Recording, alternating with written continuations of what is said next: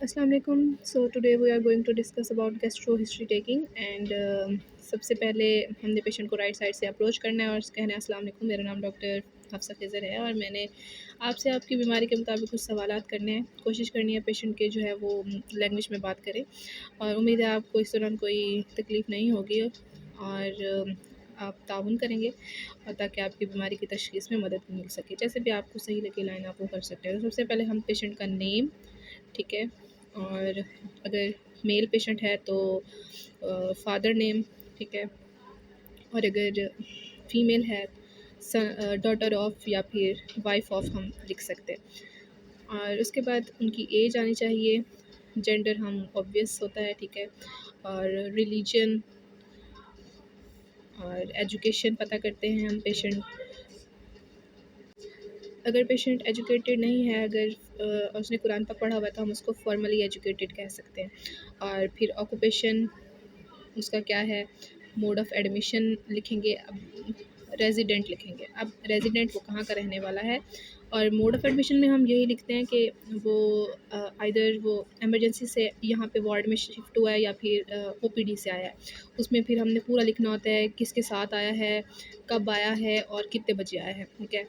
फिर उसके बाद हमारी आ जाती है चीफ़ कंप्लेन या फिर प्रेजेंटिंग कंप्लेन। जो हमारी प्रेजेंटिंग कंप्लेन होती है वो हम अगर एक है तो हमने वही लिखनी होती है विद टाइम, कब से शुरू हो रही है, ठीक है। और अगर एक से ज़्यादा होती है तो हम उसको क्रोनोलॉजिकल ऑर्डर में लिखते हैं, सबसे पुरानी वाली पहले लिखते हैं और जो सबसे नई वाली होती है वो हम नीचे लिखते हैं और विद टाइम लिखते हैं कि कब से उसको हो रही है।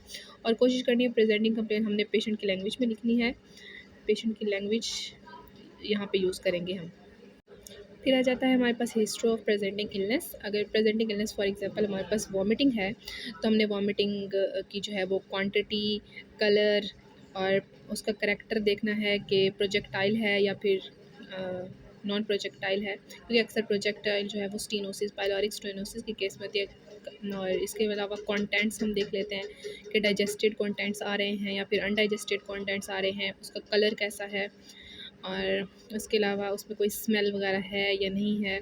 और इसके अलावा हम उसकी क्वांटिटी हम पहले बात कर चुके हैं। और इसके अलावा और भी प्रेजेंटिंग कंप्लेंट्स हम डिपेंड करती है कि गैस्ट्रो में कैसी आई है, डायरिया आई है। वॉमिटिंग का हम ये भी देखते हैं कि पर डे कितने टाइम्स आ रही है, ठीक है, वॉमिटिंग। फिर आ जाती है हमारे पास डायरिया की कंप्लेन। डायरिया में हम उसका जो है यही देखते हैं कि उसका कितना टाइमिंग क्या है, ठीक है। और उसमें जो स्टूल है, स्टूल का कलर कैसा है, ठीक है, स्टूल का कलर कैसा है, क्वांटिटी और उस क्वांटिटी देखते हैं, कलर देखते हैं, स्मेल देखते हैं और उनसे पूछते हैं कि अगर आप वॉशरूम जाते हैं तो क्या पानी जब बहाते हैं तो वो ईज़िली वॉश आउट हो जाता है या नहीं होता है, क्योंकि ये ज़रूरी होता है कि जब मैल अब्जॉर्प्शन होती है तो फैट्स जो हैं वो अब्जॉर्ब नहीं होते और वो फीसेस में पास होना शुरू हो जाते हैं, तो उसको स्टीटोरिया कहते हैं, तो उनको फ्लश आउट करना बहुत मुश्किल हो जाता है। इसके अलावा इन दोनों का वॉमिटिंग, डायरिया का हम करैक्टर देख लेते हैं कि वो एसोसिएटेड है किसी मतलब खाने के साथ या फिर मतलब उसका फूड इंटेक के साथ क्या मतलब पैटर्न है कि उससे ज़्यादा होती है या कम होती है। और इसके अलावा जो है हम देख लेते हैं, हाँ, ब्लड की बात कर लेते हैं। वॉमिटिंग में ब्लड आ रहा है कि नहीं आ रहा, क्योंकि अगर वॉमिटिंग में ब्लड होता है तो हम उसको कहते हैं हीमेटोमेसिस। और हीमेटोमेसिस की अक्सर जो कॉज़ होती है वो हमारे पास अब अच्छा, तो हम बात कर रहे थे हीमेटोमेसिस की। अगर हीमेटोमेसिस होता है, ठीक है, वॉमिटिंग में ब्लड आ रहा है तो वो most probably upper GI bleed होती है। मोस्ट प्रोबेबली जो लिगामेंट ऑफ ट्रीड्स होता है, ligament of Treitz second part of duodenum में उसके ऊपर कहीं पे कोई लीजन होगा जिसकी वजह से जो है वो हमारे पास वॉमिटिंग में ब्लड आ रहा होता है। फिर अगर हम बात करें डायरिया की, डायरिया में अगर ब्लड आ रहा है तो इसकी दो चीज़ें हो सकती हैं। अगर ब्लड फ्रेश ब्लड आ रहा है, ठीक है, फ्रेश पीआर ब्लीड इसको हम कहेंगे। फ्रेश पीआर ब्लीड ज़्यादातर लोअर जीआई ब्लीड के केस में होता है। लिगामेंट ऑफ ट्रीड्स से नीचे नीचे जितना भी हमारे पास एलिमेंट्री कैनाल का पोर्शन है उसमें ये फ्रेश पीआर ब्लीड होता है। डायरिया के साथ मिक्स भी हो सकता है। तो ये लोअर जीआई ब्लीड में जैसे अब हमारे पास हेमोरॉइड्स हो जाते हैं, एनल फिस्टूलाज, एनल फिशर्स हो सकते हैं, उनमें ऐसे केसेस हो सकते हैं। एक और केस होती है जिसमें हमारे पास ब्लैक टारी स्टूल्स आते हैं, वो होते ही डायरियल स्टूल्स ही हैं बट वो बिल्कुल ब्लैक इन कंसिस्टेंसी होते हैं। तो ब्लैक टारी स्टूल्स जो हैं उनको हम कहते हैं मलीना, ठीक है, ब्लैक टारी स्टूल्स को हम कहते हैं मलीना। अच्छा, मलीना जो है वो हमारे पास अपर जीआई ब्लीड के केस में होता है। वो यूँ होता है कि अपर जीआई ब्लीड में कहीं पे ब्लीडिंग हुई होगी, तो वो फॉर्म्ड ब्लड आ रहा होता है वहाँ तक आते-आते नीचे तक, तो उसको हम कहते हैं मलीना। लेकिन जो फ्रेश ब्लड आ रहा था उसको हम कहते हैं हेमेटोकेसिया, हेमेटोकेसिया, ठीक है। इसके अलावा इसी तरह पेन की बात कर सकते हैं हम, ठीक है। पेन कौन से क्वाड्रेंट में है, ठीक है, उसका क्वाड्रेंट देख लेते हैं, मतलब साइड देख सकते हैं। साइड इसमें तो हम वही सोक्रेट्स वाला निमोनिक यूज़ कर सकते हैं, ऑनसेट उनको कब से है ये जितनी भी चीज़ें हैं हमने इन सब का ऑनसेट तो ज़रूर ही देखना है ना। ऑनसेट करेक्टर कैसा है पेन का, कॉलिकी है, डल है, और इसके अलावा रेडिएशन देख लेते हैं कि वो बैक पर जा रहा है या फिर किसी और जगह पे जा रहा है। रेडिएशन और माइग्रेशन 2 चीज़ें हैं। अब रेडिएशन ये है कि वहाँ से वहाँ तक दर्द होगा, मतलब जैसे अगर उसके राइट हाइपोकॉन्ड्रियम में दर्द है तो टिप ऑफ शोल्डर तक जा रहा है पूरा, मतलब पेन है उसको। और अगर माइग्रेशन ये होती है कि एक जगह पे पेन था वहाँ पे ख़त्म हो गया और दूसरी जगह पे चला गया, ठीक है। तो ये हमारे पास होती है माइग्रेशन। रेडिएशन का पेन जैसे हमारे पास उसमें होता है अपेंडिसाइटिस में। और इसके अलावा हम फिर इसमें एग्रीवेटिंग रिलीविंग फैक्टर देख लेते हैं, और एग्रीवेटिंग रिलीविंग फैक्टर के साथ फिर हम इसकी टाइमिंग भी देख सकते हैं कि कब हो रहा है, किस चीज़ के साथ ज़्यादा हो रहा है, ये भी हमने देख लिया। और इसके अलावा हम इसके साथ कोई और सिम्टम्स भी मिल रहे हैं तो वो हम देख लेते हैं। अच्छा, ये हमारी मेन जो गैस्ट्रो में कंप्लेंट्स होती हैं, चीफ कंप्लेंट्स, वो हमने देख ली। Vomiting, diarrhoea, pen.